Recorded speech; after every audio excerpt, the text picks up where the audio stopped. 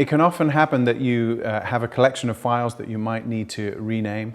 Obviously doing it one by one is a bit time consuming and a bit of a pain. So let me show you a way that we can do this very simply on the computer. So I've got my collection of images here of a blue bag, and at the time of shooting all I had was blue bag. I had a description, but I didn't have a code.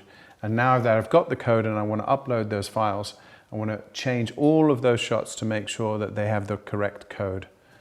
So what I need to do here is just select my files as a group, go up to my file menu and find rename items.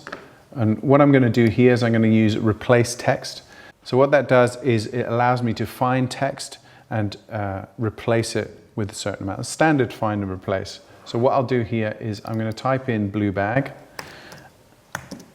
And it's important to type exactly what you've got in your file name so that you don't search for something that's not actually there. So in this case, it's blue bag with a space, so lowercase b for both words. And then I'm going to replace it with the code, which I know now. So I'm just going to type that one in and hit rename. And as you can see, just like that, it's renamed all of those files to the correct barcode number that we had for the product.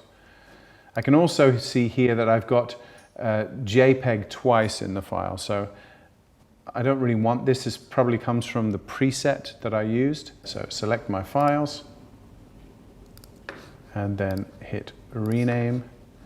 And now this time I've got to search for underscore JPG underscore, and I'm going to replace that with underscore web underscore, and then hit rename. Boom.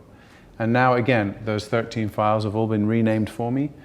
So this method required me to do it twice, but obviously there's software out there where you can build up different parts of the file name and change them simultaneously or rebuild the file name completely.